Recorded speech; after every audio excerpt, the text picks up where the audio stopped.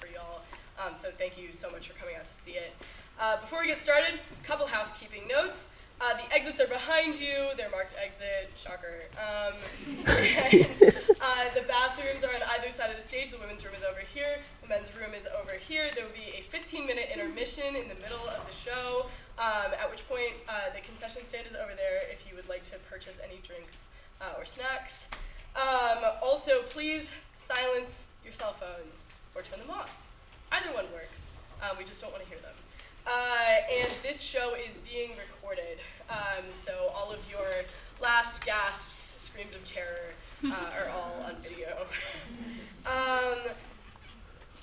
Another thing, we have some content warnings for this show, as this show does deal with some heavy themes and have some intense moments. There will be flashing lights, as well as depictions of domestic abuse, graphic violence, and suicide, as well as some vulgar language. We would also like to extend a huge thank you to the Parents Fund for their generous contribution. One last thing for this production, for this show, due to unforeseen circumstances, our actress for the role of Regan is out, and we have a lovely, lovely actress named Hannah Miller, who has stepped up into this role 2 hours ago.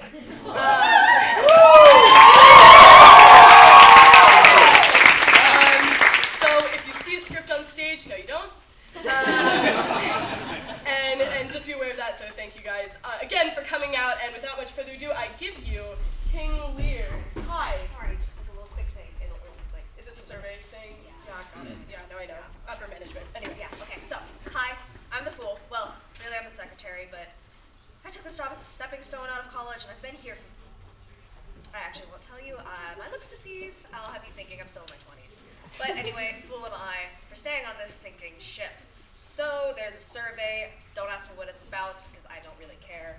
So let's just get right to it. Do you guys like theater?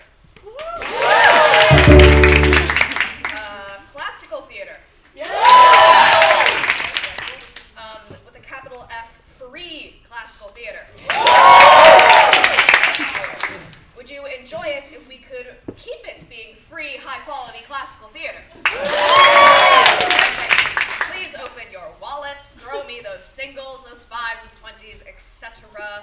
Or if you're one of those new generational people with all of those electronics, please refer to the handy-dandy QR code to the Venmo account on the back of your programs.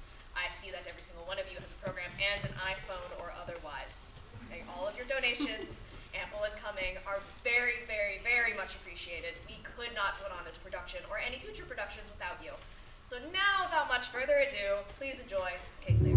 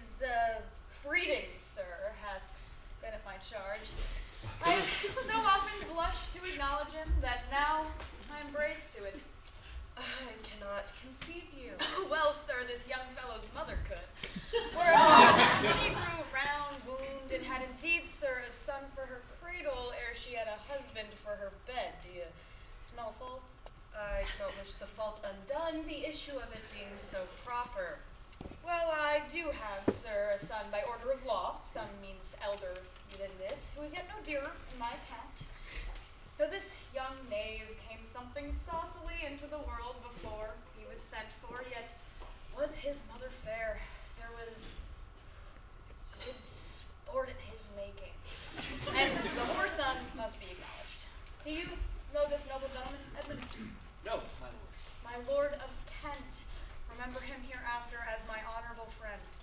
services to your lordship.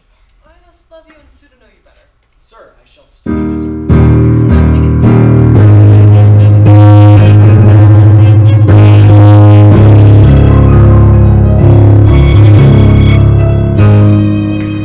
And the lords of France and Burgundy, Gloucester. I shall. Meantime, we shall express our dark purpose. Give me that map there. Gentlemen, know that we have in three divided our fair kingdom, and 'tis our fast intent to shake all cares and businesses from our age, conferring them on younger strengths, whilst we unburthen crawl toward death. Our son of Cornwall and our no less loving son of Albany, we have at this hour a constant will to publish our daughters several dowers, that future strife may be prevented now. The princes of France and Burgundy, who have long in this court made their amorous sojourn for our youngest daughter's affection, are here today to be answered. Now, my daughters, which of you shall we say doth love us most, that we may extend our largest bounty to where nature doth with merit challenge? Goneril, eldest born, speak first. Sir, I love you more than words can wield the matter. Dearer than eyesight, space, and liberty, beyond what can be valued, rich or rare, no less than life, with grace, health, beauty, and honor, beyond all manner of such things. I love you. Of all these bounds from this line to this, we make thee, lady, to thine and all these issue be this perpetual. Regan, wife of Cornwall, speak. Sir, I am made of the self-same metal that my sister is, and prize me at her worth. In my true heart I find she names me very deed of love. Only she comes too short, that I profess myself an enemy to all other joys, which the most precious square of sense possesses, and find I alone infelicited in your dear highness's love.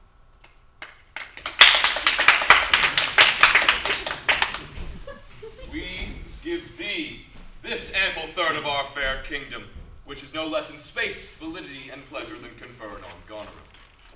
Now our youngest, although last, not least, to whom the vines of France and the milk of Burgundy strive to be interest. What says you to draw a third more opulent than your sisters?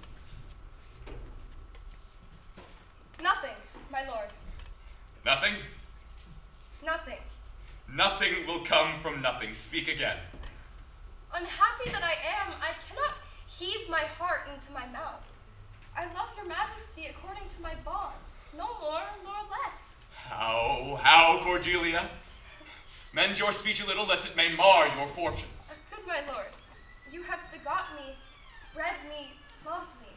I return these duties back as our right fit to obey you, love you, and most honor you. Why have my sisters husbands if they say they love you all? Haply, when I shall wed, that lord whose hand must take my plight shall carry half my love with him, half my care and duty. Sure, I should never marry like my sisters, to love my father all. But goes thy heart with this? Aye, good my lord. So young and so untender? So young, my lord, and true. Let it be so. Thy truth then be thy dower. Here I disclaim all my paternal care, property, and propinquity of blood, and hold thee from this forever. Good, my lord. Peace, Kent! Come not between the dragon and his wrath. I loved her most, and thought to set my kind rest on her nursery. So be my grave, my beast, to give her father's heart from her. Call France. Who stirs? Call Burgundy. Our son of Cornwall and Albany. With my daughter's dowers digest this third, and that pride which she calls plainness marry her. Hereby I troop you with the powers and preeminence of majesty, only that we still retain the name and all additions to a king. The sway, the revenue, the execution of the rest be yours. To part this crown betwixt the two of you. Good Lear, whom I have ever honored as my king, loved as my father, as my master followed.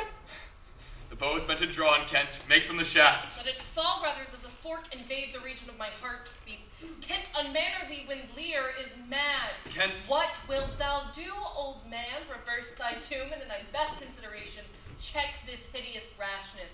Answer my life, my judgment. Thy youngest daughter does not love thee least. Kent, on thy life no more. My life I never held but as a pawn to wage against thy enemies, nor fear to lose it, thy safety being the motive. Out of my sight. See better, Lear, and let me still remain the true blank of thine eye. Now, by Apollo! Now by Apollo, king, thou swearest thy gods in vain. Vassal, miscreant! Dear sir, forbear. Do, kill thy physician, and the feed bestow upon me foul disease. Reverse thy doom, or whilst I can vent clamor from my throat, I'll tell thee, thou dost evil. Hear me, recreant. On thine allegiance, hear me! Since thou durst make us break our vow, which we durst never yet, take thy reward. 5 days we do allot thee to shield thee from the diseases of the world, and on the 6th day following, turn thy hated back upon our kingdom. On the next day following, if thy traitorous being found in our kingdom, why then, the moment is thy death. Away! By Jupiter, this shall not be revoked! Fare thee well, king. So thus thou wilt appear, freedom lives hence, and banishment is here. The gods to their dear shelter take thee, maid, that justly thinkst, and hast most rightly said. France and Burgundy, my noble. My lords of France and Burgundy, we address you first, to whom we have long rivaled with this great king. What will you require in our daughter's present dower, or cease your quest of love? Most royal majesty, I crave no more than what your highness offered, nor will you tender less. Right, noble Burgundy, when we did offer her so, we held her to that measure, but, sir, her price is fallen. If standing there aught within our that little seeming substance, or all of it, with our displeasure peace, may fitly like your grace, why then she's there, and she is yours. I know no answer. Will you, with those infirmities she owes, unfriended, new adopted to our hate, take her, sir, or leave her? Pardon me, royal sir, election makes not up on such conditions. Then leave her, sir, for I have told you all her worth. Noble France, I would not dare make such a strain to match you where I hate, therefore beseech you to send your affections to a more worthier woman than on whom a wretch, a nature is ashamed to be. This is most strange, king, that she that even but now was your best object, most best, most dearest, should in this trice of time commit a thing so monstrous to dismantle so many folds of favor. Sure, her offense must be of such unnatural degree that monsters it, or your forevouched affection fallen into taint, which you believe of her is a faith that reason without miracle could never plant in me.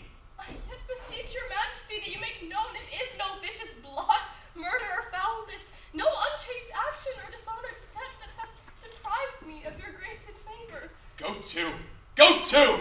There thou hadst not been born than to have pleased me better. Is it but this? A tardiness in nature which often leaves the history unspoke that intends to do? My lord of Burgundy, what say you to the lady? She is herself a dowry. I'm sorry, then. You have so lost a father that you must lose a husband. Peace be with Burgundy. Since that respects of fortune are his love, I shall not be his wife. Fairest Cordelia, that art most rich, being poor, thee and thy virtues here I seize upon. Be it lawful I take up what's cast away. Thy dowerless daughter, king, thrown to our chances, queen of us, of ours and our fair France. Bid them farewell, Cordelia. Though unkind thou hast to lose them, a better where to find. Why then she's yours, France, for we have no such daughter. Therefore go to without our grace, our love, our benison.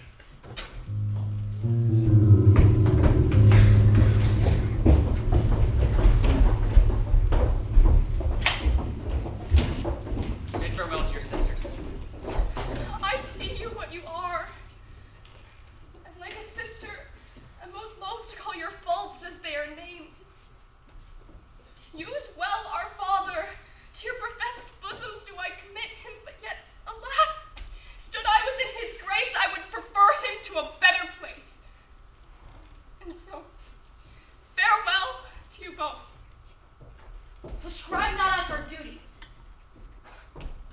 shall unfold what plated cunning hides. Who cover faults, at last shame them derides. Well, may you prosper. Come, my fair Cordelia.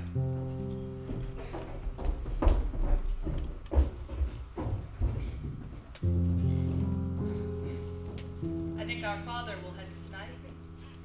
That's most certain. And with you next month with us. You see how full of change his age is. The observation we have made of it have not been little. He has always loved our sister best, and with what poor judgment he now casts her off appears too grossly. 'Tis the infirmity of his age. Yet he hath ever but slenderly known himself such unconstant starts as we are like to have from of Ken's banishment. If our father carry authority with such disposition as he bears, this last surrender of his will but offend us. We must do something, and in the heat.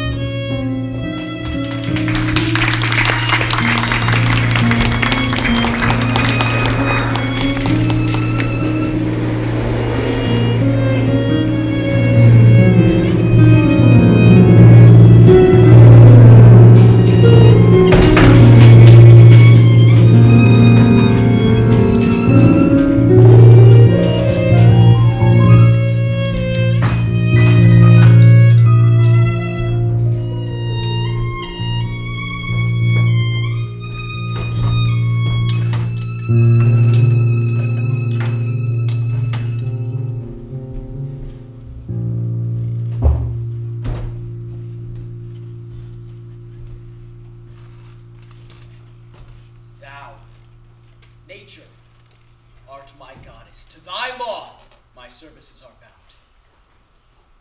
Wherefore should I stand in the plague of custom and permit the curiosity of nations to deprive me? For that I am some 12 or 14 moonshines lag of a brother? Why bastard? Wherefore base? When my dimensions are as well compact, my mind as generous, and my shape as true as honest madam's issue.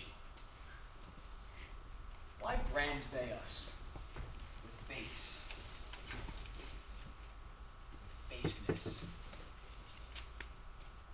Bastard. Base, who in the lusty stealth of nature take more composition and fierce quality than doth within a dull, stale, tired bed go to the creating a whole tribe of fops got tween asleep and awake. Well, legitimate Edgar, I must have your land. Our father's love is to the bastard Edmund as to the legitimate.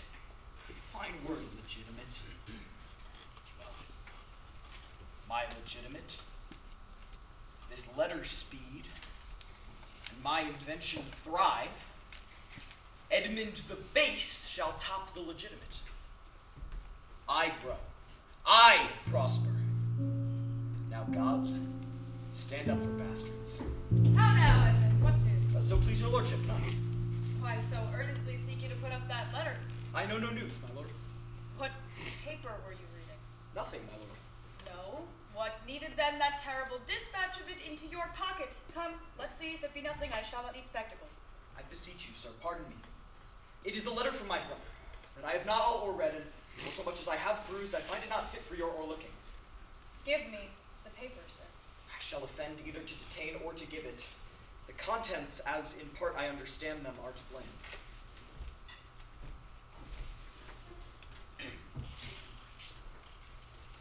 This policy and reverence of age makes the world bitter to the best of our times, keeps our fortunes from us till our oldness cannot relish them.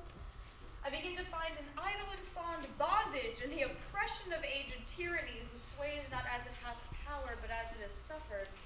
Come to me that of this I may speak more. If our father would sleep till I waked him, you should have his revenue forever, and live the beloved of your brother Edgar. Conspiracy. Sleep till I waked him, you should have his revenue forever. My son, Edgar. Had he a hand to write this, a heart and brain to breed it in? When came this to you? Who brought it? It was not brought me, my lord. There's the cunning of it. I found it thrown in at the casement of my closet. and you know the character to be your brother's. It is his hand, my lord, but I hope his heart is not in the contents. Hath he never heretofore sounded you in this business? Never, my lord. But I have oft heard him maintain it to be fit that sons being at perfect age and fathers declining, the father should be as ward to the son, and the son manage his revenue. Oh, villain. Villain, his very opinion in the letter. Brutish villain, worse than brutish. Go, Sirrah, seek him, I'll apprehend him. Where is he? I do not well know, my lord. If it please you, suspend your indignation against my brother till you can derive from him better testimony of his intent. Think you so? If your honor judge it meet, I will place you where you shall hear us confer of this, and by an auricular assurance have your satisfaction. He cannot be such a monster. Nor is not To sure. his own father, that so tenderly and entirely loves him, heaven and earth, Edmund, seek him out, wind me into him, I pray you, frame the business after your own wisdom. God, I would unstate myself to be in a due resolution. I will seek him, sir, presently. Convey the business as I shall find means, and acquaint you with all. These late eclipses in the sun and the moon portend no good to us. Love cools, friendship falls off, brothers divide. In cities, mutinies, in countries, discord, in palaces, treason, and the bond cracked twixt son and father. Find out this villain, Edmund, it shall lose thee nothing. Do it carefully.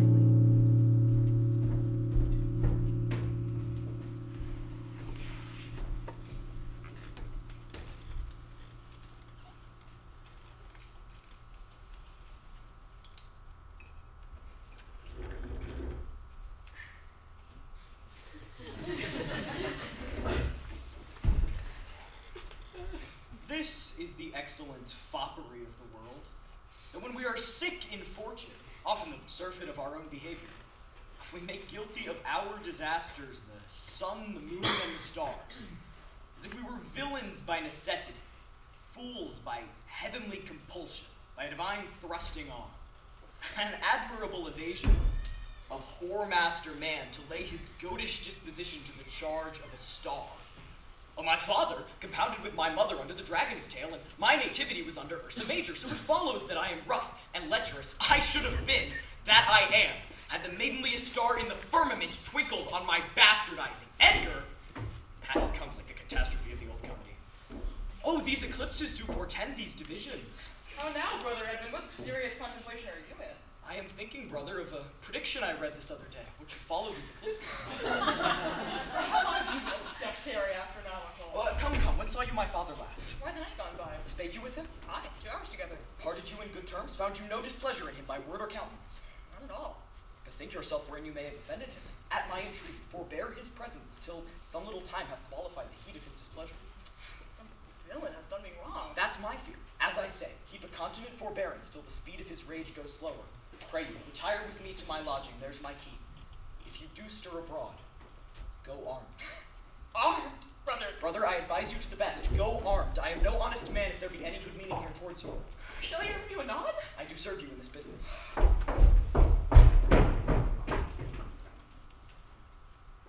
A credulous father, and a brother, noble, whose nature is so far from doing harms that he suspects none.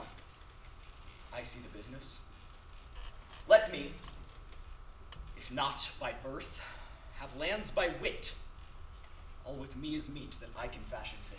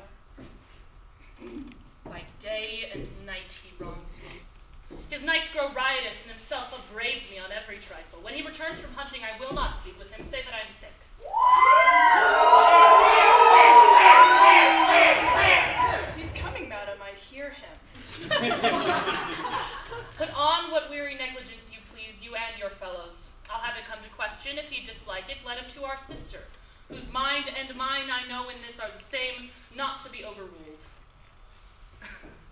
Idle old man that would still manage those authorities that he hath given away. Remember what I tell you. Well, madam.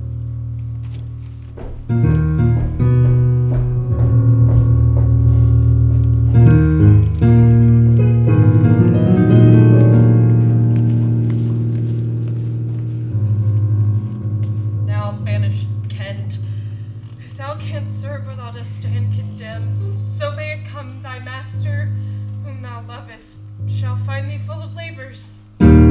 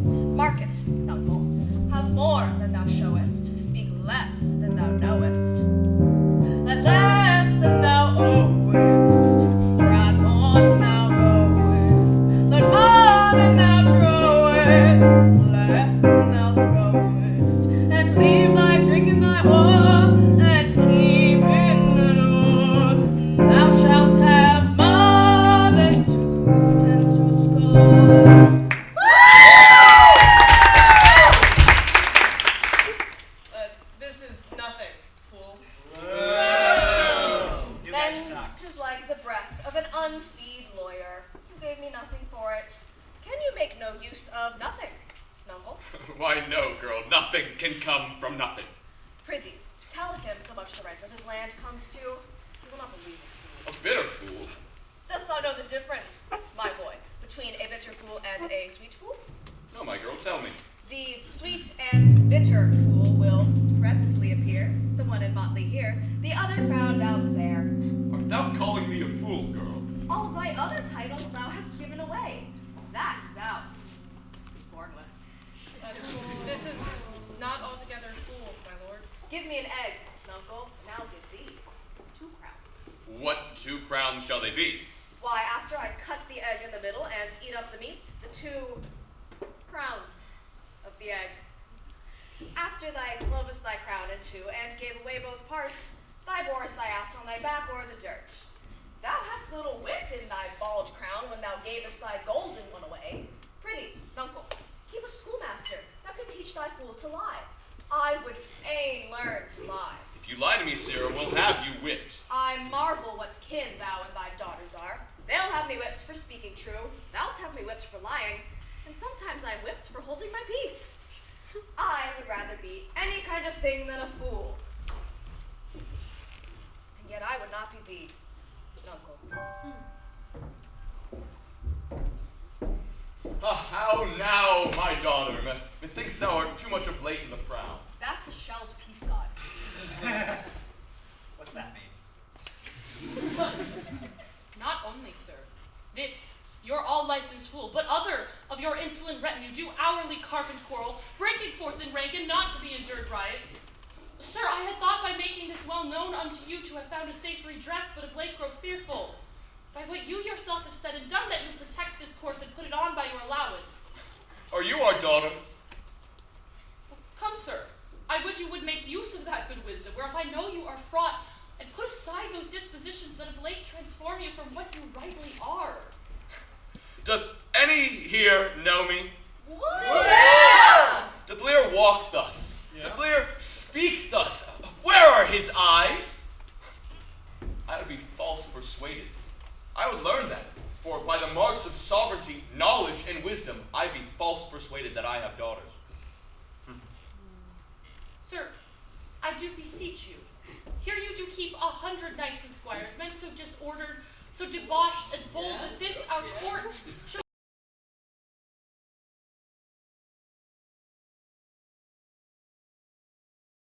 so partial. Gone roll to the great lava. Here you contend! What Oswald? Oh, this man hath had good counsel. What, 100 knights? 'Tis politic and safe to let him keep and point 100 knights, yes, that on each dream, each buzz, each fancy, each complaint and dislike, he may guard his dotage with their powers and hold our lives at mercy. We fear too far. Well, safer than to trust too far. What he have uttered, I have written to my sister. If she sustain him and his 100 knights, when I have shown the unfitness, how now, Oswald? What, have you read the letter to my sister? Yes, madam. Take you some gentlemen and await a horse. Inform her full of my particular fear. Get you gone! Hasten your return.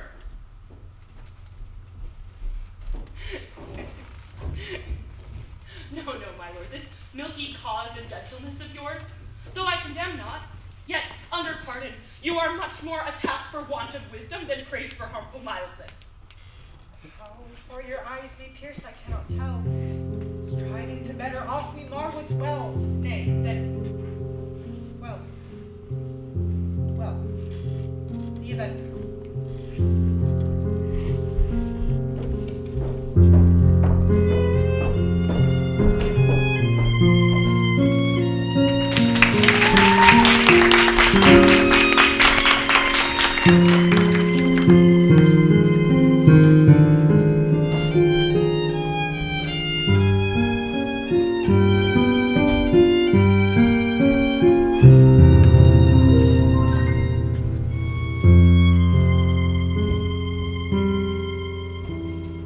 Go you two before to Gloucester with this letter, and make demands of them, of no more what's demanded of them in here. If your diligence not speedy, I'll be there for you. I will seek my lord till I've delivered your letter. Shalt see if thy other daughter will treat thee kindly, for though she's as like this as a crab's like an apple, but I can tell what I can tell. Why, what canst thou tell, my girl? Canst thou tell why on's nose stands in the middle of on's face? No. Why, so either I can stand on either side's nose. That which man may not smell out, he may spy into. I did her wrong. Then canst thou tell how an oyster makes its shell? No. Nor I neither. But I can tell why a snail has a house. Why's that? Why, to put his head into, not to give it way to his daughters and leave his horns without a case. I will forget my nature. So kind a father. Be my horses ready. Thy asses are not about him. The reason the 7 horses are only 7 is a good reason. Because they are not 8. Yes, indeed. Thou wert to make a good fool. If thou wert my fool, nuncle, I'd have thee beaten for being old before thy time. Why's that? Thou shouldst not have been old, for thou hast been wise. Let me not be mad. Not mad. No, not mad. You, sir, my horse is ready. Ready, my lord. Come, Earl.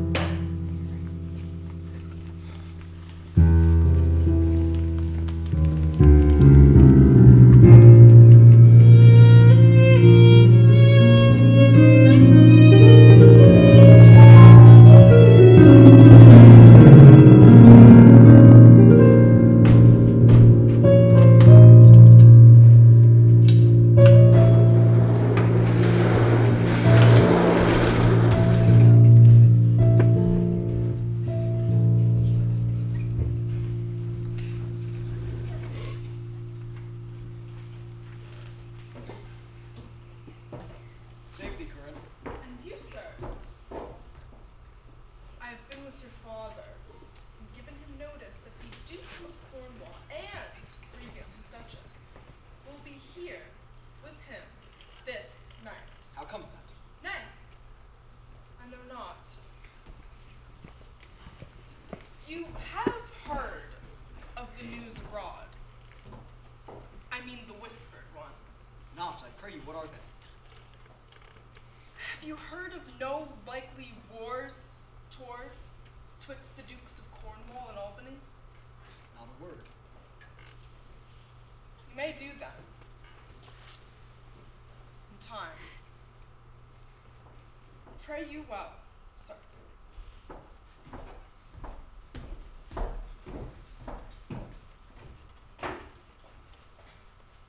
Duke be here tonight. The better. Best, this weaves itself perforce into my purpose. My father hath set guard to take my brother, and I have one thing, a queasy question which I must act. Briefness and fortune work. Brother, a word, descend, brother, I say! My father watches. Oh, sir, fly this place. Intelligence is given where you are hid. You have now the good advantage of the night.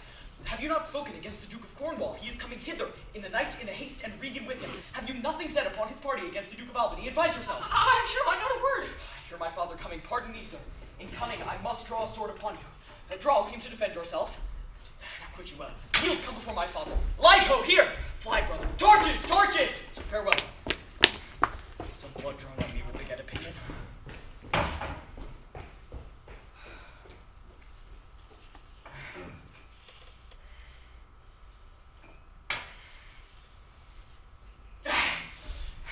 Father! Father! Stop! No, Edmund, where's the villain? Look, sir, I bleed! Where's the villain, Edmund? Fled that way, sir. When Pursue him, ho, go after! No means what? By no means persuade me to the murder of your lordship, but that I told him the revenging gods against parricides did all their thunder spend. Spoke with how manifold and strong a bond the child is bound to the father in fine, sir, seeing how loathly opposite I stood to his unnatural purpose, in fell motion with his prepared sword lanced mine arm. But when he saw my best alarmed spirits, full suddenly he fled. Let him fly far! Not in this land shall he remain uncaught and found dispatch. The noble Duke, my master, comes tonight. My worthy arch and patron, by his authority I will proclaim it. That he which finds him shall deserve our thanks for hanging the murderous coward to the stake. He that conceals him death. Hark the Duke's trumpets, I know not why he comes. All ports, all bar, the villain shall not escape. The Duke must grant me that. And of my land, loyal and natural boy, I'll work the means to make thee capable. How now, my noble friend? Since I came hither, which I can call but now, I have heard strange news. If it be true, all vengeance comes too short, which can pursue the offender. How dost, my lord? Oh, madam, my old heart is cracked. It's cracked. What did my father's godson seek your life? He whom your father named your Edgar? Lady Shame would have it hid. Was he not companion with riotous knights? This tend upon my father. I know not. 'Tis too bad. Too bad. Yes, madam, he was of that consort. No marvel then. Though he were ill affected, I had this present evening from my sister been well informed of them with such cautions that if they come to sojourn at my house, I'll not be there. Nor I, assure thee, Regan. Edmund, I hear you have shown your father a childlike office. It was my duty, sir. He did bewray his practice and received this hurt, see, striving to apprehend. Is he pursued? Aye, my good lord. If he be taken, he shall never more be feared of doing harm. For you, Edmund, who virtue and obedience doth this instant so much commend itself, you shall be ours. Natures of such deep trust we shall much need. You we first seize on. I shall serve you, sir, truly. However else. For him I thank your grace. You know not why we came to visit you. Thus out of season, threading dark-eyed night, our father he hath writ, so hath our sister. All differences which I leave though it fit, to answer from our home the several messengers. From hence attend dispatch, our good old friend, lay comforts to your bosom, and bestow your needed counsel to our business. I serve you, madam. Your graces are right welcome.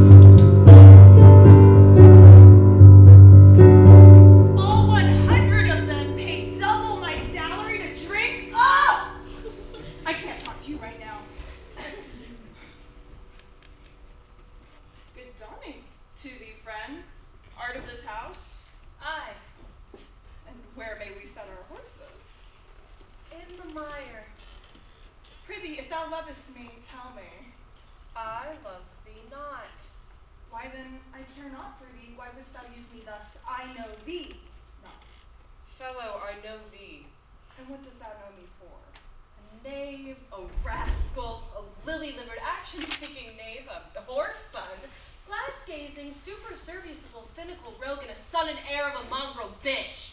Or I'll be the clamorous whining if thou deniest the least syllable of thy addition. What a monstrous fellow art thou, thus to rail on one who neither knows thee nor is known of thee. What a brazen-faced varlet art thou to deny thou knowest me. Is it 2 days since I tripped up thy heels and beat thee before the king? Draw, you rogue! Away, I have nothing to do with thee. Draw, you rascal. You come with letters against the king and take vanity, the puppet's part, against the royalty of her father.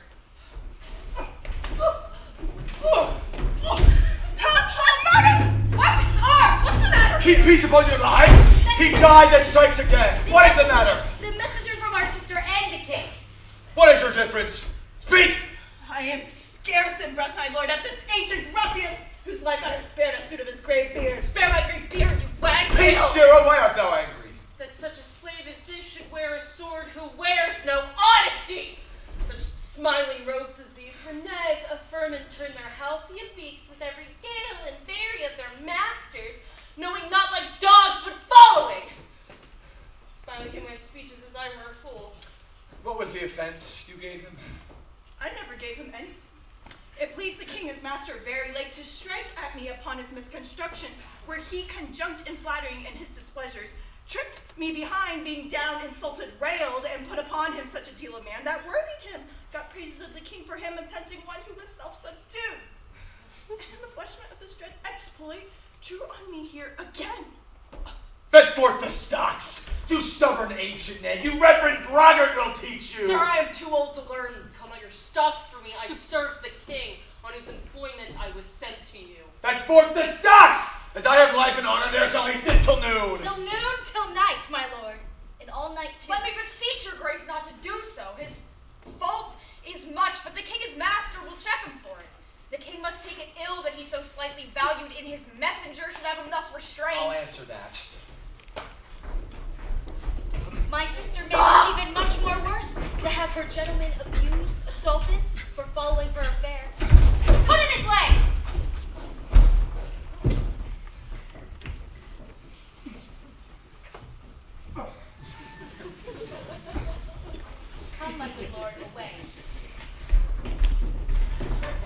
Good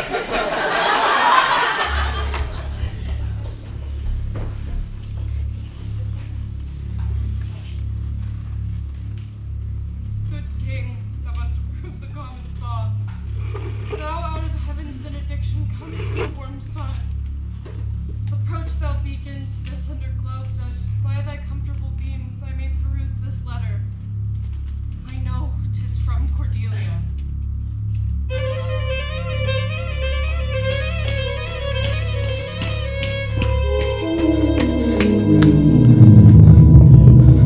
I heard myself proclaimed, and by the happy hollow of a tree escaped the hunt. No port is free, no place to guard, and most unusual vigilance does not attend my taking. Though I may escape, I will preserve myself in it, but not to take the basest and most porous shape that ever penury and content of man brought near to beast. My face, all grime with filth, blanket my loins up, all my hair in knots, and with presented naked as outface the winds and persecutions of the sky. Oh, the country gives me proof and precedent of bedlam beggars who, with roaring voices, strike in their numbed and mortified bare arms pins, wooden bricks, sprigs of rosemary, and with this horrible object from low farms, poor pelting villages, sheepcotes, and hills, with sometimes with lunatic bands, sometimes with prayers and forced their charity. Poor Tom. Something yet. And I nothing.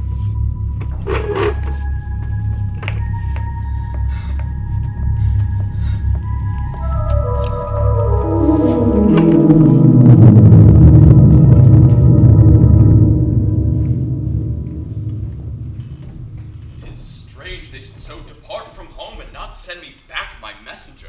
As I learned the night before, there was no purpose in them of this remove. Hail to thee, noble master. Makest thou to shame thy pastime? No, my lord. Why then who hath much mistook thy place to put thee here? It is both he and she, your son and daughter. No. Yes. No, I say. I say yea. No, they would not do it. Yes, they have. No, they could not do it. They would not do it. 'Tis worse than murder to draw upon my respect such violent outrage. Oh, Hysterica, Passio, down. Thy nature and thy elements are below. Where is this daughter? With the earl, sir, here within. Follow me not. Stay there.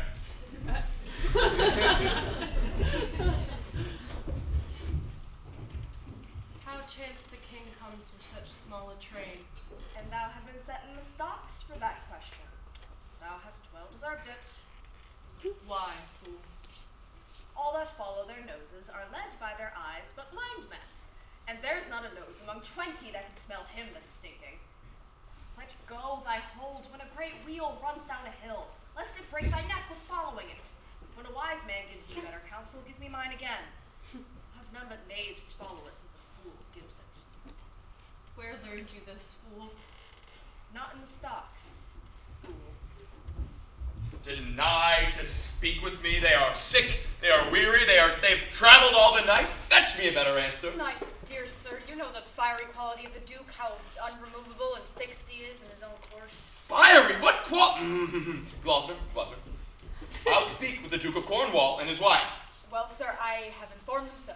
Inform them? Dost thou know me, man? Aye, my good lord. The king, will speak with Cornwall. A dear father would with his daughter speak. Are they informed of this? My breath and blood! Give me my servant forth. Go bid the Duke of Cornwall and his wife that I'll speak with them. Now! Presently. Tell them that I'll beat at the drum till it cry sleep to death. I'll have all well betwixt you. Oh me, my rising heart! But down. Good morrow to you both. Hail to your grace. Pleased to see you, your highness. Oh, Regan, I think you are, and I have good reason to think you are as well. Regan, thy sister is not. She hath struck sharp-toothed unkindness, like a vulture here. She hath, I can scarce say what despised things she said, oh, Regan. Oh, I pray you, sir, take patience. How may I so? I cannot think my sister in the least would fail her obligation. If sir, perchance she have restrained the riots of her followers. 'Tis on such ground and to such wholesome end, and clears her from all blame. My curse is on her. Oh, sir, you are old. Nature in you stands on the very verge of her confine. You should be ruled and led by some discretion. This discerns your state better than you yourself. Therefore, I pray you that to our sister you do make return. Say you have wronged her, sir. Ask her forgiveness? Do you but mark how this becomes of the house?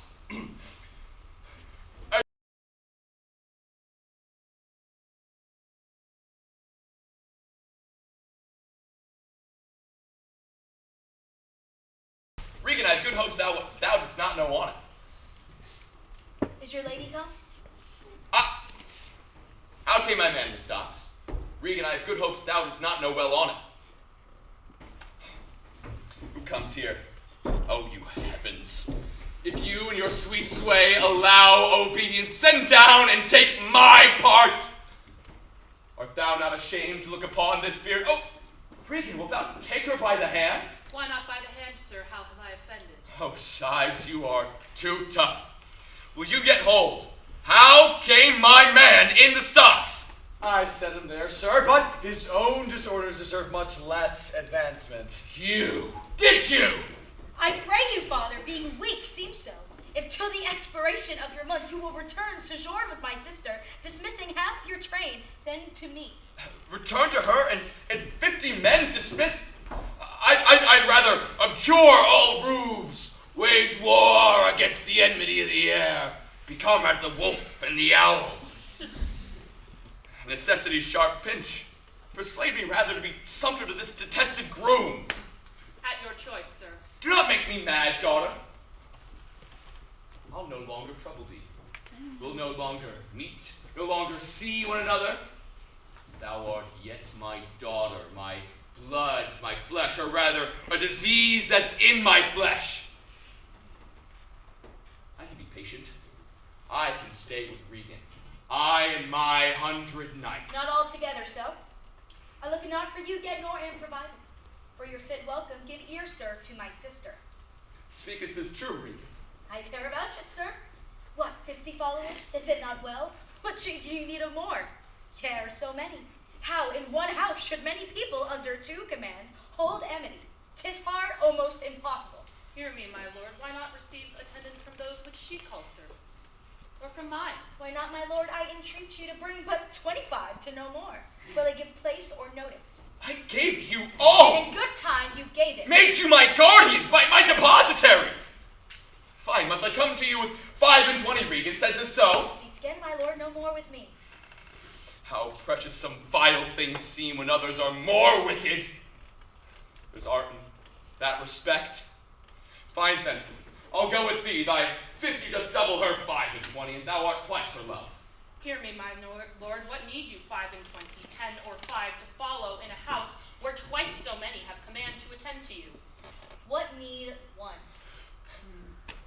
Oh, reason, not the need. No, our basest beggars are in the poorest things superfluous.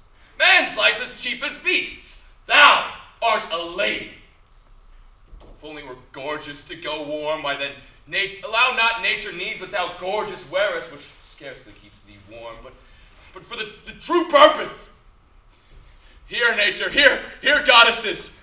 You see me here, a poor, weak old man, as full of grief as age, wretched in both. Give me that patience I need. Touch me not with women's weapons, water drops. Let them not stain my man's cheeks. No, give me that noble anger. No, you unnatural hags, I will do upon such revenges of the world what they are, yet I know not, but they shall be the terrors of the earth. You think I'll weep? No, I'll not weep. I have full cause of weeping. Let this heart break into 100,000 flaws, or ere I'll weep. Oh, fool, I will go mad.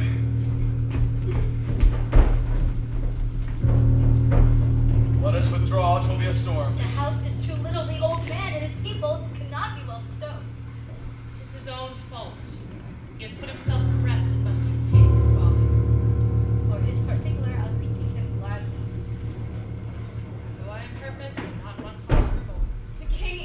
rage. He calls the horse that will go I know not whither. 'Tis best to give him way, he leads himself. For many miles about there's scarce a bush.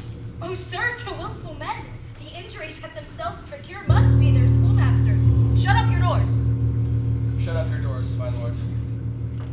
'Tis a storm. My Regan counsels well. Come out of the storm.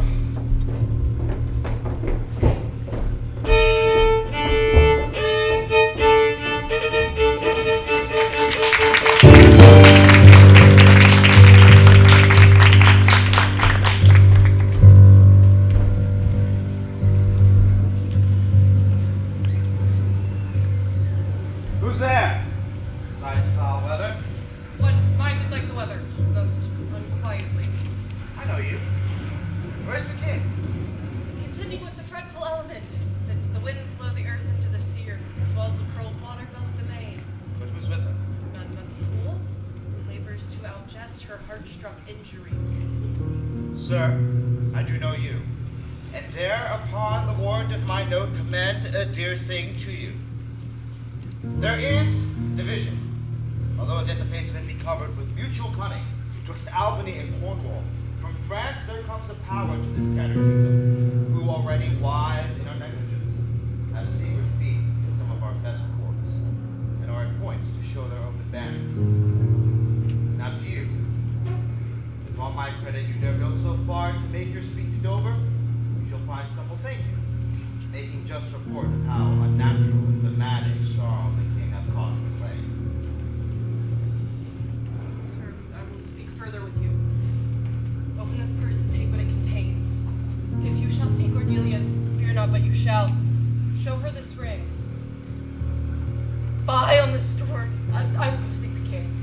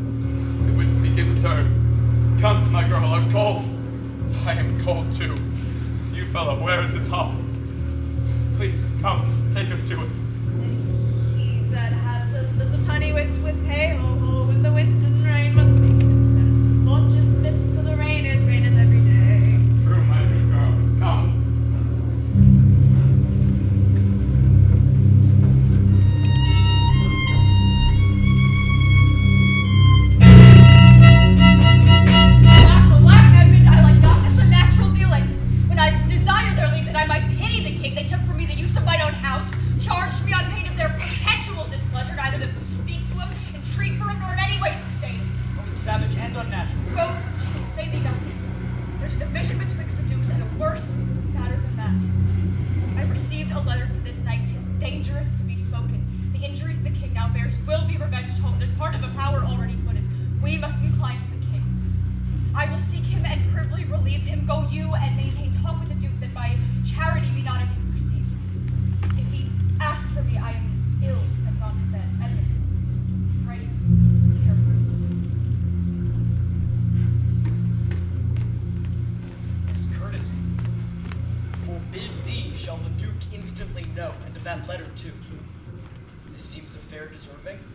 must draw me that which my father loses, no less than all. The younger rises when the old doth fall.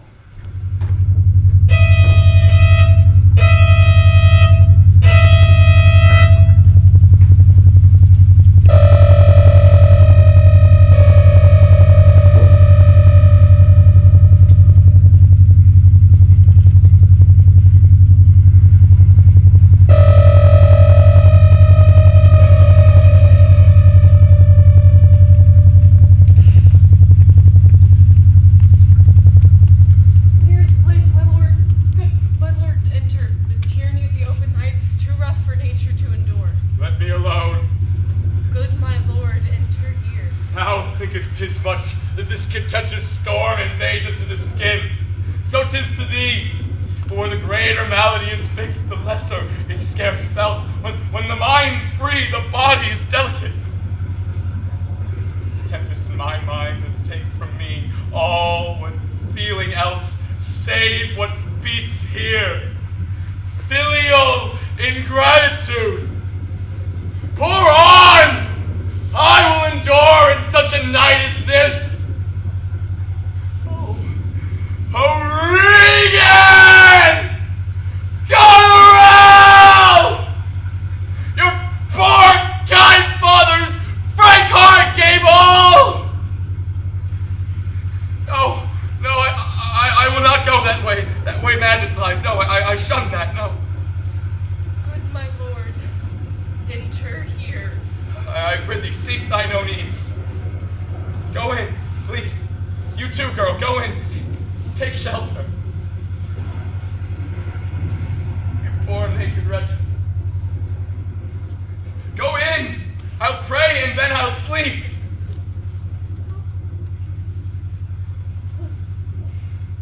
Poor houseless poverty. Wheresoe'er you may be, that by help the pelting of this pitiless storm, how will your unhoused heads, your unfed sides, your looped and windowed raggedness defend you from seasons such as these? Oh, I have taken too little care of this. Take physic, take pomp, expose thyself to feel what wretches feel, that thou mayest shake the superflux to them, and show the heavens more just.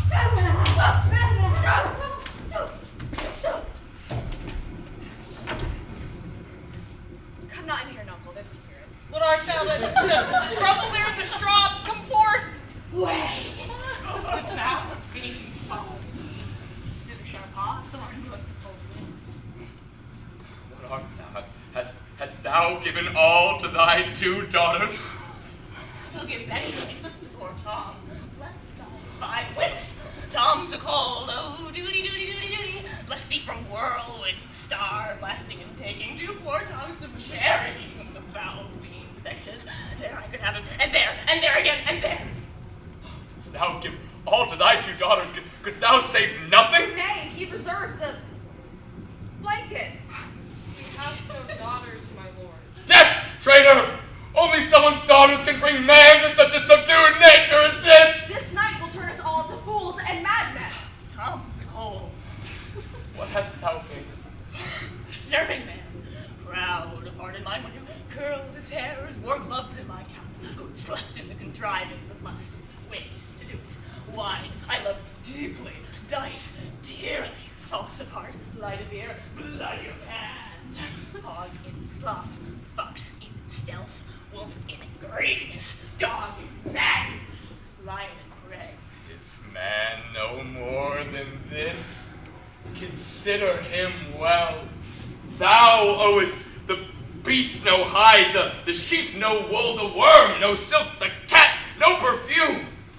3 of us are one so sophisticated, but thou art the thing itself. Unaccommodated man is no more than a poor, bare-forked animal as thou art. Come off, you lendings, come unbutton here! Uncle, be contented. 'Tis a naughty night, this women. Look, here comes a walking fire. Who's there? What is to see? What are you there? Your name? Poor Tom. he that eats the swimming frog, the toad, the tadpole, the walnut, and the water, who hath had 3 suits to his back, 6 shirts to his body, horse to ride, weapon to wear? Beware, my follower, peace, smoking peace, the fiend! What, hath your grace no better company? The Prince of Darkness is a gentleman. Our flesh and blood has grown so vile, my lord, that it doth hate one gets it. Poor Tom's Come in with me. My duty cannot suffer to obey, and all your daughter's hard commands, so their injunction be to bar my doors, and let this tyrannous night take its hold upon you, yet I have ventured to seek you out and bring you where both fire and food is ready. With him I will keep with the same length even. What is your study? Good my lord, take his offer, enter the house. I will keep with my philosopher. In which way west go, my lord? His wits begin to unsettle. It's not blame him. His daughters seek his death. Good man, said it would be thus, poor banished man. I do beseech your Cry your mercy, sir! This way, my lord. I will keep with him. I will keep still with my philosopher. But my lord, sue him. Let him take the fellow. Take him you on. The child, roll him to the dark tower cave. His world was still fee, foe, and fum. I smell the blood of an Englishman!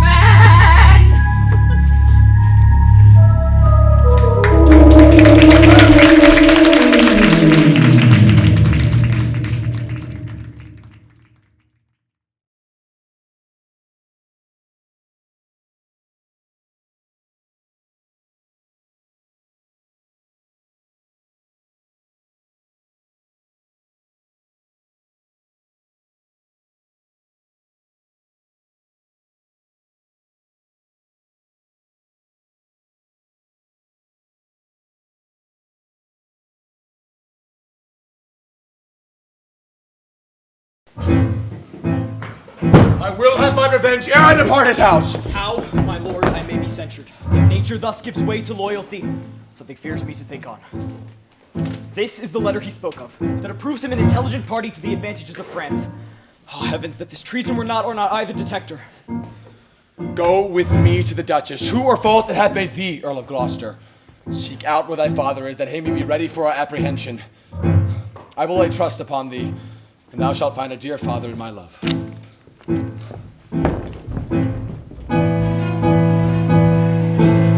is better than the open air. Take it thankfully.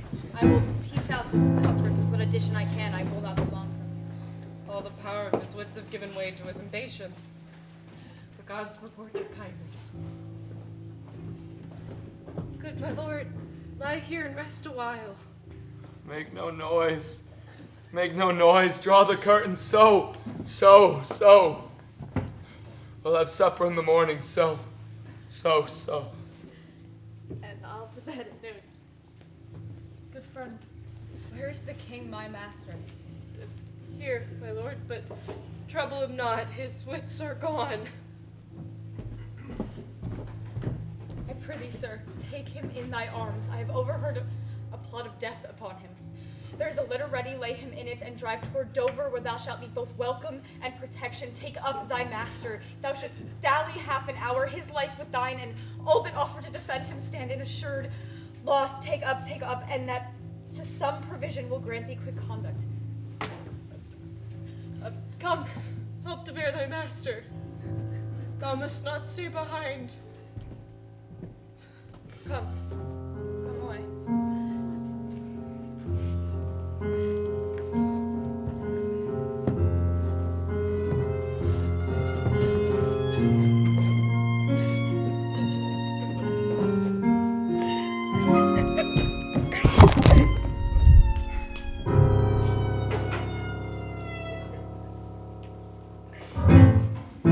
Most speedily to my lord your husband. Show him this letter. The army of France is landed. Seek out the villain Gloucester. Hang him instantly. Pluck out his eyes. Leave him to my displeasure.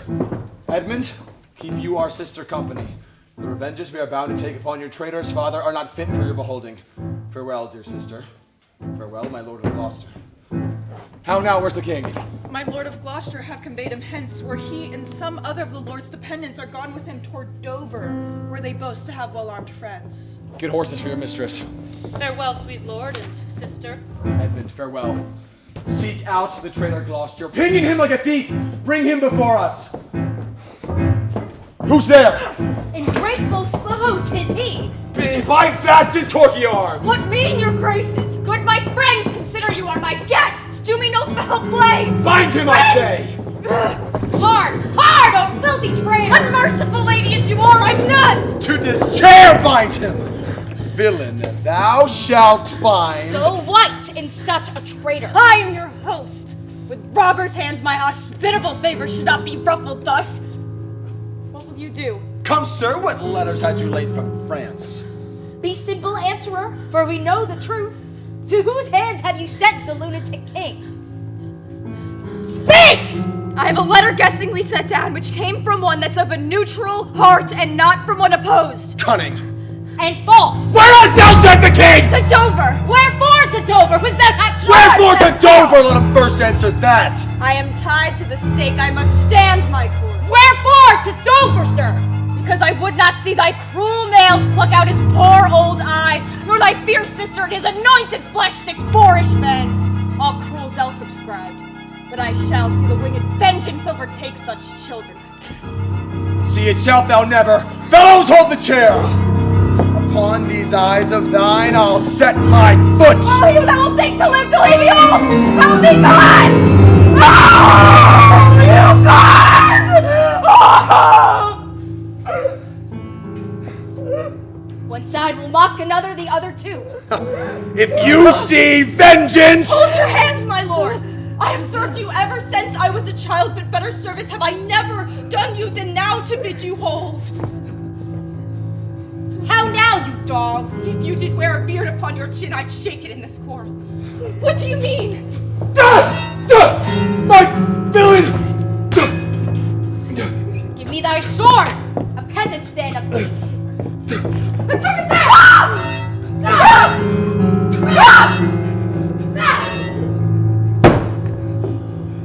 Oh, I'm slain! My lord, you still have one eye to see some mischief upon him. Lest it see more, prevent it. No! Out! Where is thy luster now? Oh, dark and comfortless! Where is my son Edmund? Thou'st call him, though he hates thee. It was he that made the overture of thy treasons to us, who is too good to pity thee. Oh, my follies. That Edgar was abused. Oh, kind gods, forgive me that and prosper him! Go thrust him out at gates. Let him smell his way to Dover. How's my lord? How do you? I've received a hurt. Follow me, lady. Turn out that eyeless villain. Throw this slave upon the dunghill. Regan, I bleed apace. Untimely comes this hurt. Give me your arm.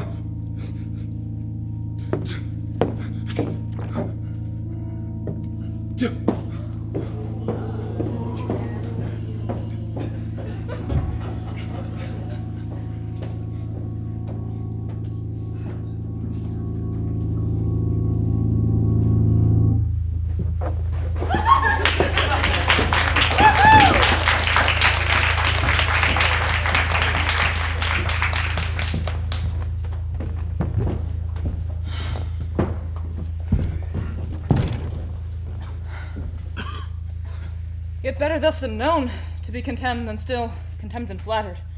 To be the worst, the lowest, most dejected thing of fortune, stand still in Esperance, lives not in fear.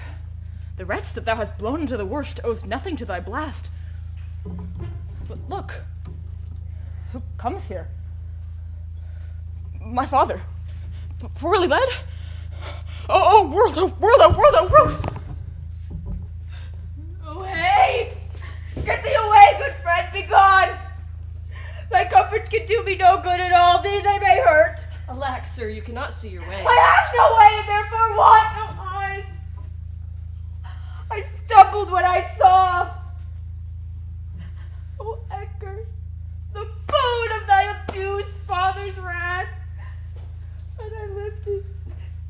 my touch, I'll say I had eyes again. How now? Who's there? Gods, who can say I'm at my worst and worse than here I was? 'Tis poor Mad Tom. Fellow, where goest?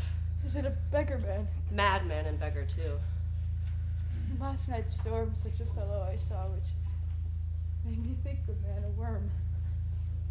Flies to wanton boys are we to the gods. They kill us for their sport. Bless thee, master! Is that the naked fellow? Aye, my lord. Prithee, get thee gone. If for my sake thou shalt overtake us hence a mile or twain the way toward Dover, do it for ancient love, and bring some covering for this naked fellow who I'll entreat to lead me. Alack, sir, he is mad. 'Tis the time's plague when mad men lead the blind. Do as I bid thee. I'll bring him the best apparel that I have. Come on it, what will. Sirrah, naked fellow. Poor Tom's a cold. I cannot daub it further. Come hither, fellow. And yet I must. Bless my sweet eyes. Pray, please. Dost thou know the way to Dover? Poor Tom had been scared. Dost thou know Dover? Aye, master. There is a cliff, whose high and bending head looks fearfully into the confined deep. Bring me but to the very brim of it, and I shall repair the misery thou dost bear with something rich about me. From that place I shall no leading need. Give me thy hand. Poor Tom shall lead thee.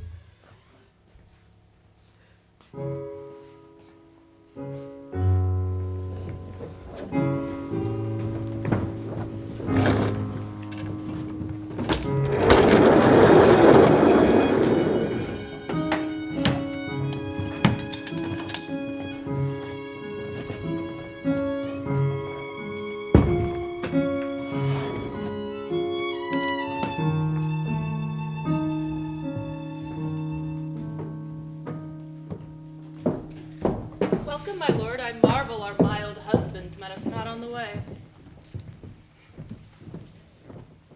Where's your master?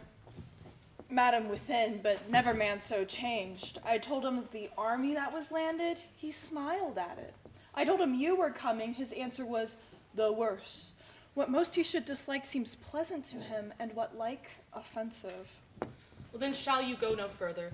It is a cowish terror of his spirit that dare not undertake. Back, Edmund, to my brother, hasten his musters and conduct his powers. This trusty servant will pass between us. Wear this, spare speech. Decline your head. This kiss, if it durst speak, would stretch thy spirits into the air, conceive and fare thee well. Yours, in the ranks of death. My most dear Gloucester.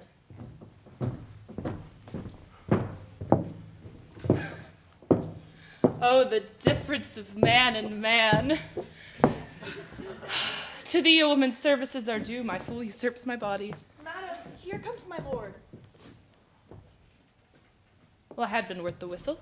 Goneril, you are not worth the dust which the rude wind blows in your face. I fear your disposition. No more, the text is foolish. Wisdom and goodness to the vile seem vile. Filth savors but themselves, what have you done? Tigers, not daughters, what have you performed? A father and a gracious sage man whose reverence even the headlug bear would lick. Most barbarous, most degenerate have you matted. If that the heavens do not their visible spirits send quickly down to tame these vile offenses, it will come. Humanity must perforce prey on itself, like monsters of the deep. Milk-livered man, where is thy drum? For it spreads his banners on our noiseless land. Thy plumed slayer begins threats, whilst thou, a moral fool, sits still and cries alack. Why does he so? See thyself, devil. Proper deformity seems not in the fiend so horrid as in woman. Fiend fool! Thou changed and self-covered thing for shame. Be monster not thy feature. Were my hands to let these hands obey my blood, they are apt enough to dislocate and tear thy flesh and bones.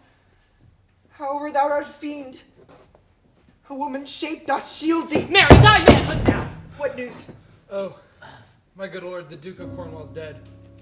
Slain by a servant going to put out the other eye of Gloucester. Gloucester's eye? Both. Both, my lord. This letter, madam, Craves this be the answer. 'Tis from your sister.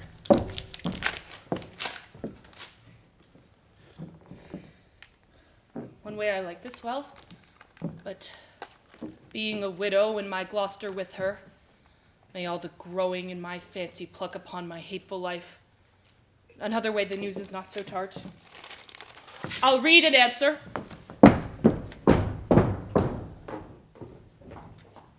Where was his son when they did take his eyes? Come with my lady hither. He's not here. How see the wickedness? Aye, my lord. 'Twas he informed against him, and quit the house on purpose that their punishment might have the freer course. Oh, sir, I live to thank thee for the love thou showest the king, and revenge thine eyes. Come hither, friend. Tell me what more thou knowest.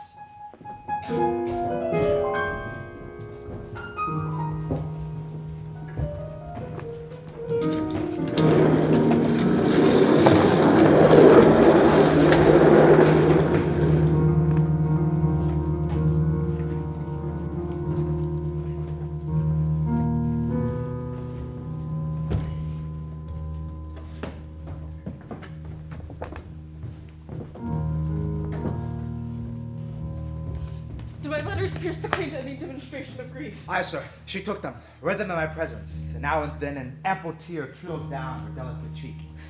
Oh, that it moved her. Faith, once or twice, she heaved the name of father pantedly forth, as it pressed her heart. And in a way she started to deal with grief alone. It is the stars. The stars alone govern our conditions. Else one self-made mate could not beget such different issues. You spoke not with her sense? No. Well, sir, the poor distressed Lear's in the town. The sovereign shame so elbows him. His own unkindness that stripped her from his benediction, gave her dear rights to his dog-hearted daughters. These things sting his mind so venomously that burning shame detains him from Cordelia. Alack, poor gentleman. Well, sir, I'll bring you to our master Lear and leave you to attend him. Some dear cause will in concealment wrap me up a while. I pray you, go along with me.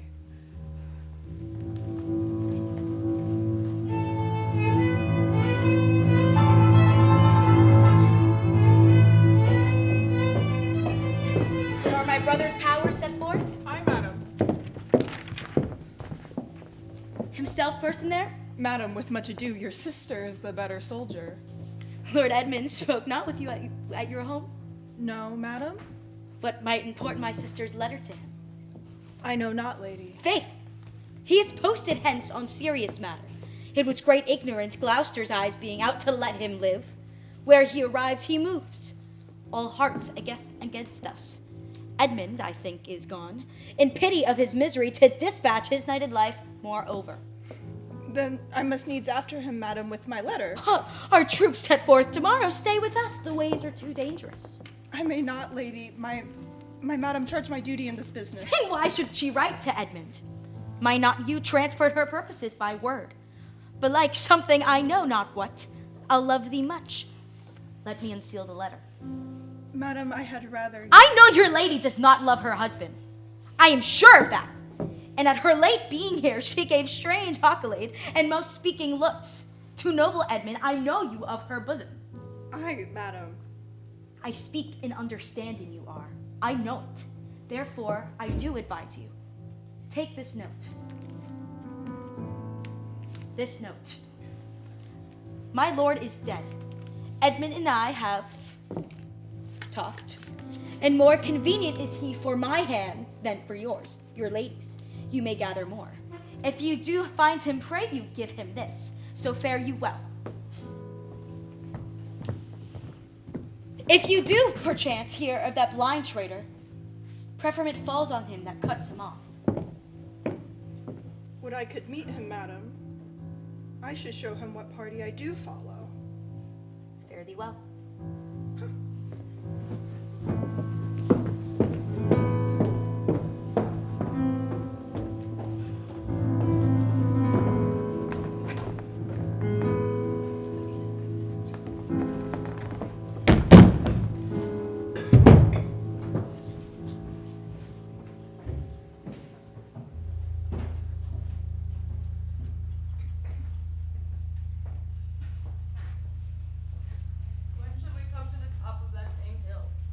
do climb up and down. Look. How we labor. Methinks the ground is even. Horrible steep. Hark.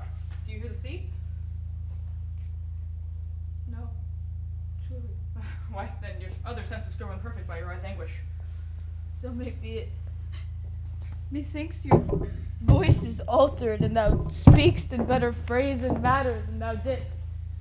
You're much deceived, and nothing you might change but in my garments. Methinks you're better spoken. Come, sir. Here's the spot. Stand still. Oh, how fearful and dizzy 'tis to cast one's eyes so low. The crows and choughs that wing the midway air show growth so scarce as beetles. I'll look no more, lest my brain turn, the deficient sight topple down headlong. Set me where you stand. Take my hand. You are now within a foot of the extreme verge, for all beneath the moon would I not leap upright. Let go my hand. Go thou farther off. Leave and let me hear thee going. Fare thee well, good sir.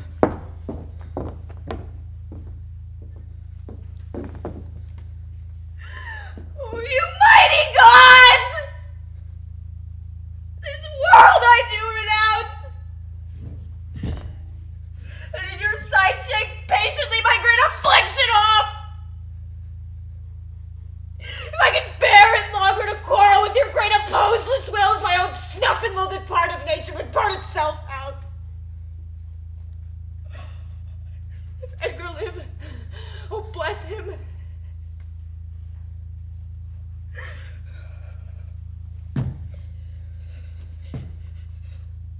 Now, fellow, fare thee well. Gone. Sir, farewell. Oh, sir! Friend, hear you, sir. Speak. Thus he might pass indeed, yet he revives? What are you? Away and let me die! Oh, 10 masts at each, but not the altitude which thou hast perpendicularly fell. Thy life's a miracle. Speak it again. But I have fallen, you know. From the dread summit of this chalky bourne, look up a kite. The shrill gorged lark so far cannot be seen or heard, but do look up. Alack, I have no eyes. His wretchedness deprived that benefit to end itself by death. Give me your hand. Up. So. How is it? Feel your legs? You stand. Too well. Too well. This is above all strangeness. Thou happy father, think that the clearest gods who make the miracles of men's impossibilities have preserved thee. I do remember now. And henceforth I'll bear my affliction till it cry out itself, enough, enough, and die. Bear free and patient thoughts. But who comes here? Safer sense would never accommodate his master thus. No, they cannot touch me for coining, for I am a king. Nature's above art in that respect. You, sir, take your press money. That fellow doth draw his bow like a crow keeper. Ah, draw me a clother's yard. Look, peace, look, a mouse. Peace. This piece of toasted cheese will do it. My gauntlet. There, I say the word, I prove it upon a giant. Sweet Major, Pass. I know that voice. Goneril, with a white beard. They did flatter me like a dog. They said aye and no to everything I said. Aye and no, too, was no good divinity. They said white hairs in my beard ere they were black. Go to. They are not men of their words. They told me I was everything. They lied. I am not ague-proof. The trick of that voice I do well remember. Is it not the king? I every inch a king. See how when I look upon the subjects quake. You, sir, I pardon your life. What was your cause? Your crime, sir? Murder. Adultery! I heard adultery. No, man shall not die for adultery. Let copulation thrive. For Gloucester's bastard son was kinder to his father than my daughters got 'tween the lawful sheets. Beneath they are all centaurs, but women all above. To the girdle the gods go, but beneath the hell, the stench, the fiery pits, consumption, fire! Let me kiss thy hand. Let me wipe it first, it smells of mortality. O ruined piece of nature, the world shall wear it out to naught. Dost thou know me? I know thine eyes well enough. Dost thou squinny at me? No, blind Cupid, do your worst, I'll not love. Instead, read but this challenge here, mark but the penning of it. If all the letters were sons, I could not read one. Read! What with the case of eyes? What, art mad? Man can see the world without eyes. Listen with thine ears. Hark. Look upon how yon simple justice doth rail upon yon simple thief. And in your ears, hark, change handy dandy, which is the justice, which is the thief? Through tattered rags small vices do appear, though robed furs and gowns do hide all. Plate sin with gold and see how the strong lance of justice doth hurtless breaks. Arm it in rags, and a pygmy's straw doth pierce it. Get thee glass eyes, and seem to see like a scurvy politician, to see the things thou dost not. Come with me, fellow. Down. Yes. Ooh. Take off my boots. Pull! Harder so. Other one. Pull. Yes. If thou wilt weep for my fortunes, take my eyes. I know thee. Thy name is Gloucester. Alack the day. We that are come to this natural stage of fools are born to be here. Oh, I'll put it in proof. And when I've stolen upon those bastard sons, I'll kill.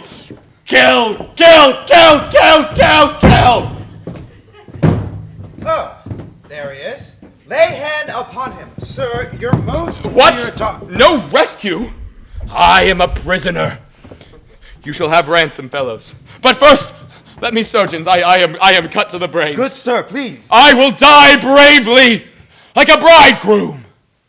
What? I will be jovial. You shall have ransom, my masters. Know you that I am a king. You are a royal one, and we obey you. Aye, so there's life in it. If you shall get it, you shall get it with running. Sa!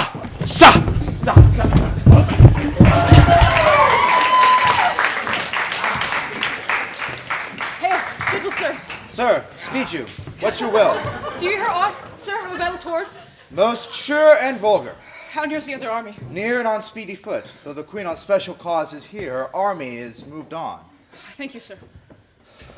Will you ever, gentle gods, take my breath from me, but not my worser spirit tempt me to die before you, please? Prithee, Father, peace. No. What are you? Most poor man, made tame to fortune's blows, who, by the art of known and feeling sorrows, impregnate to good pity. Come, sir, I'll lead you to some biting. A proclaimed prize! Most happy that eyeless head of thine was first framed flesh to raise my fortunes, thou old unhappy traitor. Briefly thyself remember, the sword is out. That must destroy thee. Now let thy friendly hand put strength enough to it! What a fool, peasant! Darest thou take the arm of a published traitor? Lest the infection of his fortunes take like hold on thee. Let go of his arm! Let go, slave, or thou diest!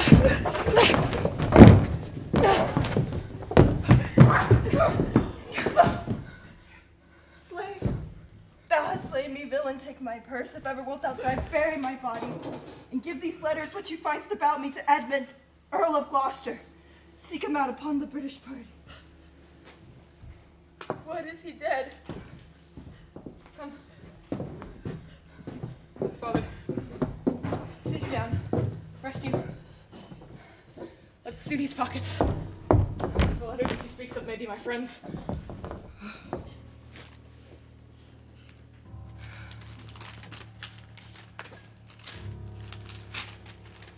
Edmund, let our reciprocal vows be remembered. You have many opportunities to cut him off. If your will want not, time and place will be fruitfully offered. There is nothing to be done if Albany return the conqueror. Then I am the prisoner, and his bed my jail. From the loathed warmth whereof deliver me, and supply a place for your labors. Your wife, so I would say affectionate servant, Goneril. Oh, undistinguished space of woman's word! A plot upon her virtuous husband's life in the exchange, my brother. Here, in the sands thee, I'll wake up, the post unsanctified of murderous leches, and in the mature chime with this ungracious paper strike the site of the death practice, Duke. For him 'tis well that of thy death in business I can tell. Give me thy hand. Far off, methinks I hear the beaten drum. Come, Father, I'll bestow you with a friend.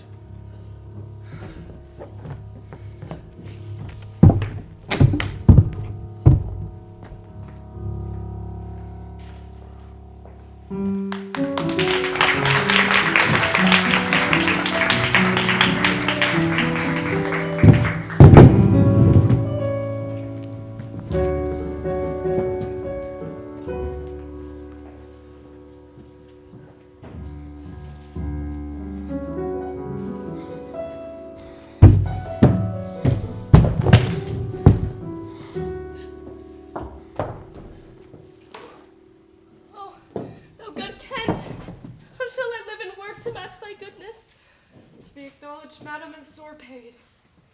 How does the king? Madam sleeps still. Oh, my dear father.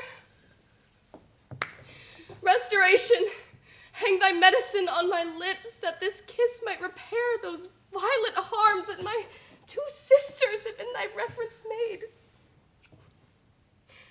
Had you not been their father, these white flakes had challenged pity of them. Was this a face to be opposed against the warring winds? 'Tis a wonder that thy life and wits had not at once concluded all. He wakes. Speak to him. Madam, do you. 'Tis fittest.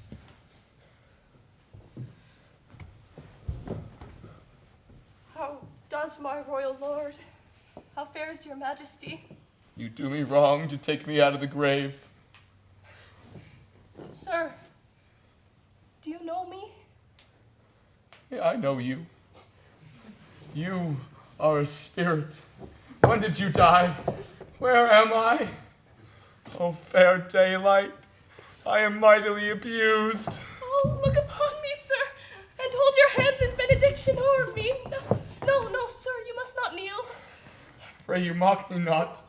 I'm a very foolish, fond old man, and methinks my mind is not the best. Methinks I should know you, and know this man too.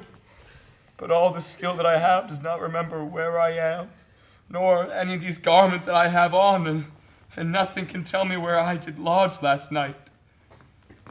I pray you, mock me not, for I believe this to be my child Cordelia. Oh, and so I am.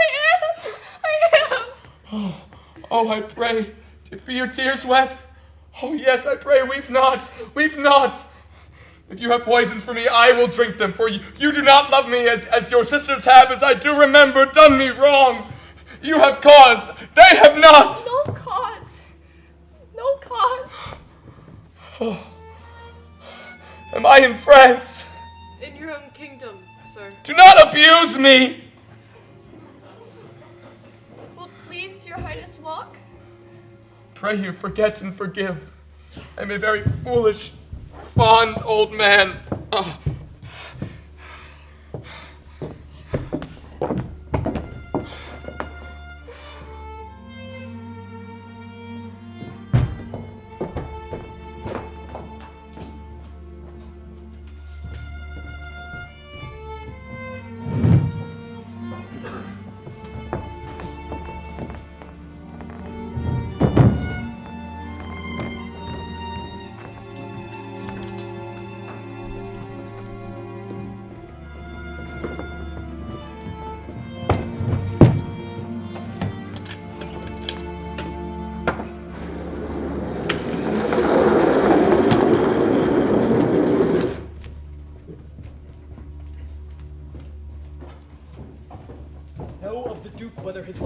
purpose hold, or whether since by aught he is advised to change his course.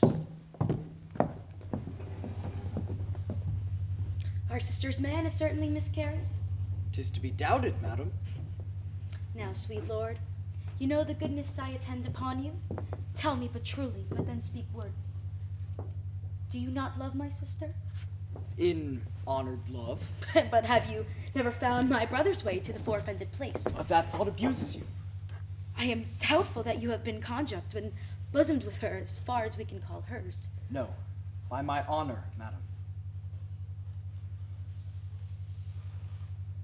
I never shall endure her, dear my lord. Be not familiar with her. Fear me not. She and the Duke, her husband.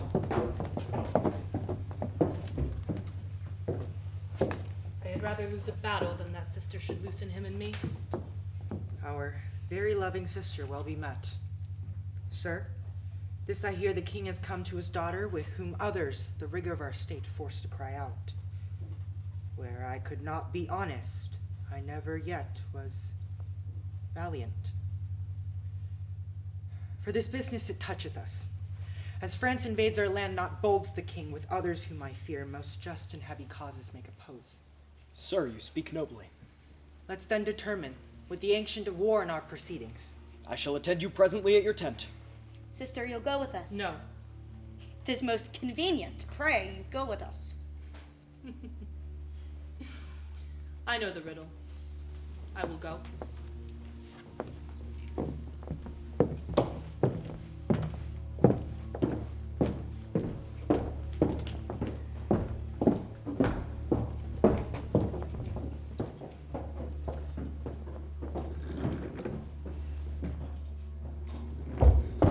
If e'er your grace hath speech with man so pure, hear me but one word. I'll overtake you, speak. Before you fight the battle, ope this letter. If you have victory, let the trumpet sound for him that brought it. Wretched though I seem, I can produce a champion who will prove what is avouched here. Stay till I've read the letter. I was forbid it. When time shall serve, let but the herald cry, and I'll appear again. Why, fare thee well. I will overlook thy paper. The enemy is in view. Draw up your powers. Here is the guess of their true strength and forces by diligent discovery, but your haste is now urged on you. We will greet the time.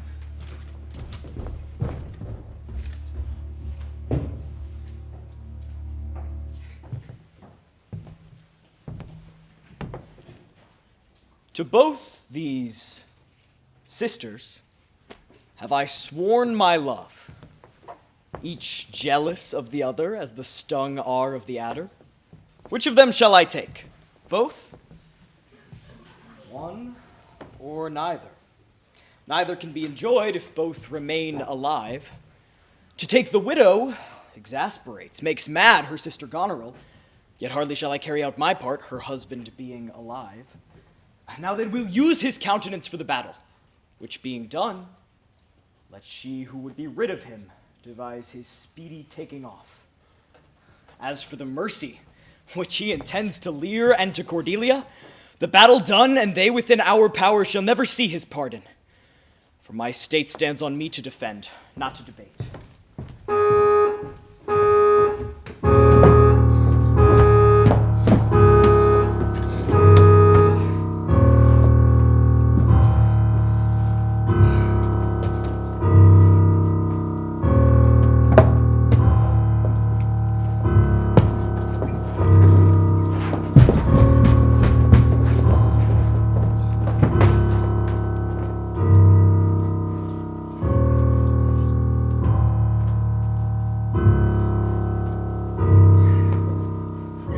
Away! Old man, give me thy hand, away! King Lear hath lost! He and his daughter taken! Give me thy hand, come on! No further, sir!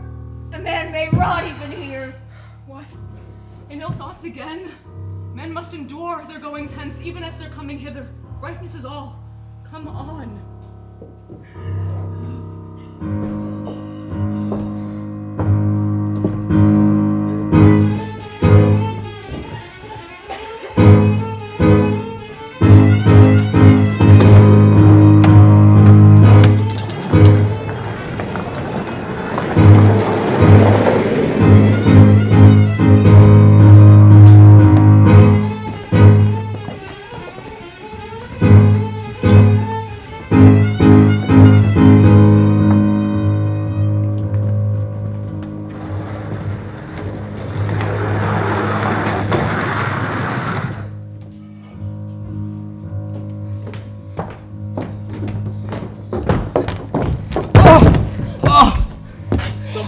Let's take them away. Good guard, till their greater pleasures first be known that are to censure them. We are not the first who, with best meaning, have incurred the worst. Oppressed king, for thee am I cast down. Myself can else outfrown false fortune's frown. Shall we not see these daughters and these sisters? No, come, let us two away to prison. We'll be like two birds in the cage. We'll pray and sing and tell old tales. And when thou dost kneel in front of me and ask my benediction, I'll kneel down and ask of thee forgiveness. We'll hear poor rogues and talk of court news, determine who wins, who loses, who's in, who's out. As if we were God's spies. And in this walled prison we'll wear out the pacts and sects of great ones that ebb and flow by the moon. Take them away. Upon such sacrifices, my Cordelia, the gods themselves, throw incense. Have I caught thee? Come hither, Captain. Mark, take thou this note, go and follow them to prison. I'll do it, my lord. About it, and right happy when thou hast done. Mark, I say instantly, and carry it so as I have set it down.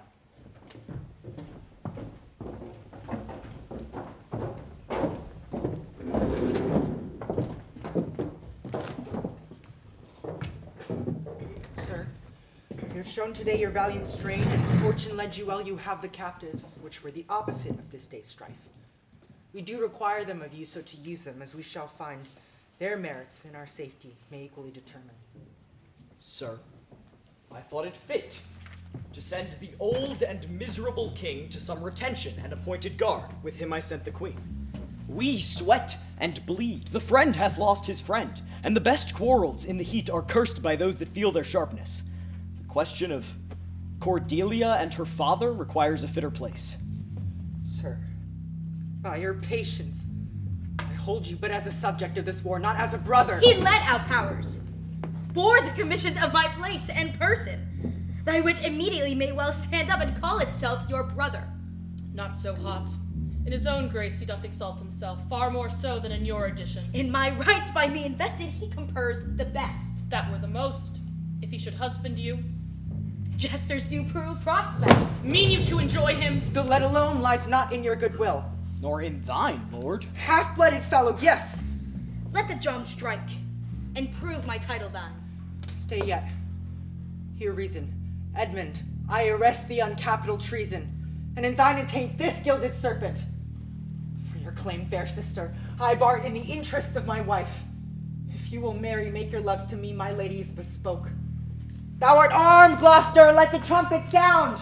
If none appear to prove upon thy head a heinous manifest in many treasons, there is my pledge. I'll prove it upon my heart, ere I taste bread. Thou art in nothing less than I have here proclaimed thee. There's my exchange. Sick! Oh, sick! Call by thy trumpet. On he that dares approach, on him, on you who not, I will maintain my truth and honor firmly. My sickness grows upon me. A herald home. That well conveyor to my tent. Come hither, herald. Let the trumpet sound. Read out this. Sound. Herald! If any man of quality or degree within the lists of the army will maintain upon Edmund, supposed Earl of Gloucester, that he is a manifold traitor, let him appear by the third sound of the trumpet. He is bold in his defense. Sound! Again! Again! Who's he that speaks for Edmund, Earl of Gloucester? Himself, what sayest thou to him? Draw thy sword, I protest.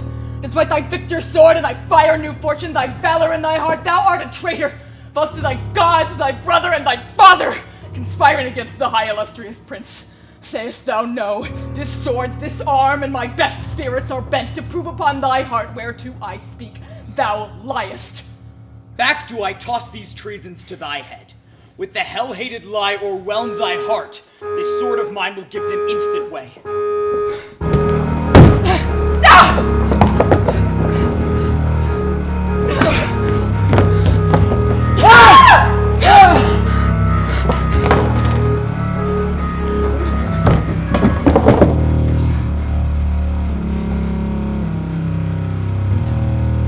This is practice, Gloucester. By the long arms thou wast not bound to answer an unknown opposite.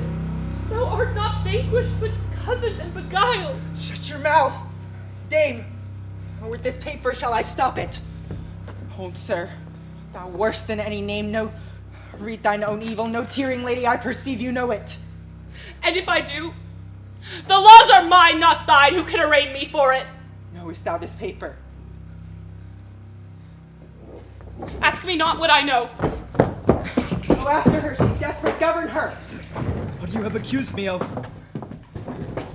that have I done. And more, much more, the time will bring it out. 'Tis past, and so am I. But what art thou that hast such fortune on me? If thou art noble, I do forgive thee. Let's exchange charity. I am no less in blood than thou art, if more, the more that thou hast wronged me. My name is Edgar, my father's son. Thou hast spoken right, 'tis true. The wheel is come full circle, I am here. Help! Help! Oh, help! We're trying to help. Speak, man. 'Tis hot. It smokes. It came from the heart of... Oh, she's dead! Who dead? Speak, man. Your lady, sir, your lady, and her sister. By her is poison, she hath confessed it. I was contracted to them both. All three now marry in an instant. Here comes Kent. I have come to bid my king and master a good night. Is he not here? Great thing of us forgot. Speak, Edmund. Where's the king? Where's Cordelia? I pant for life. Some good I mean to do despite of my own nature. Quickly send, be brief in it, to the castle. For my writ is on the life of Lear and on Cordelia. Nay, send in time. Run, oh run. To who, my lord, who hath the office? I pray thee, give that token of reprieve. Well thought on. Take my sword, give it the captain. Haste thee for thy life. He hath commission, sir, from thy wife and me, to hang Cordelia in the prison and to lay the blame upon her own despair that she fordid herself.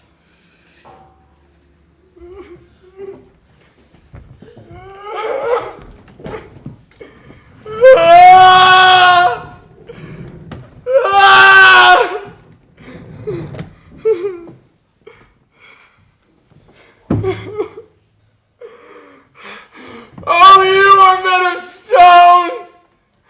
Had I your tongues and your eyes, I'll use them so that heaven's vault should crack! She's gone forever. I know when one is dead, and when one lives, and she's as dead as earth. Lend me a looking glass, that if her breath may mist or stain stone, why then she lives.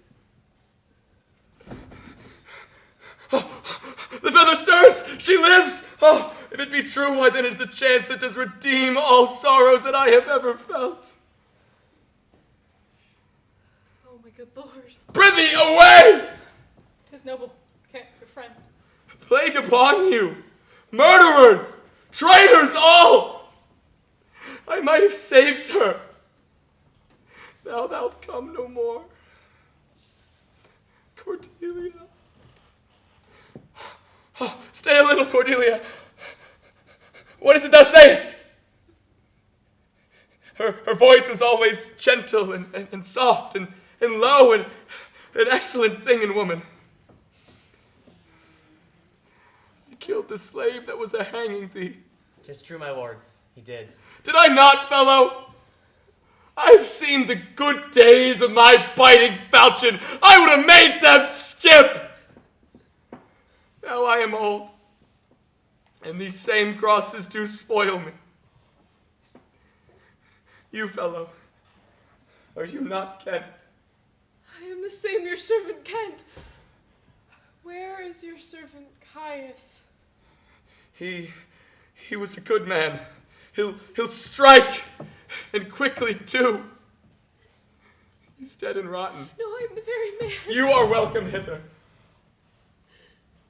Nor no man else, all's cheerless, dark, and deadly. Your eldest daughters have fordone themselves, and desperately are dead.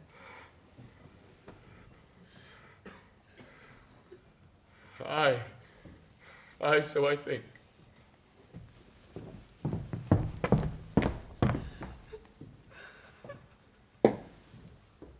Edmund is dead as well, my lords. That is but a trifle here. You lords and noble friends know of our intent. What comfort to this great decay shall be applied for us we will resign. During the life of this old majesty, to him our absolute power. To you, with your rights, with boot and such additions as honors have more than merited. And my poor fool is hanged. Thou'lt come no more. Why should a dog, a rat, a horse have life, and thou no breath at all? Thou'lt come never, never, never, never, never, never. I pray you, sir, come unbutton this button here, sir. Please. Thank you, sir. Thank you. Cordelia, stay a little. Look there upon her lips, look. My Cordelia, look.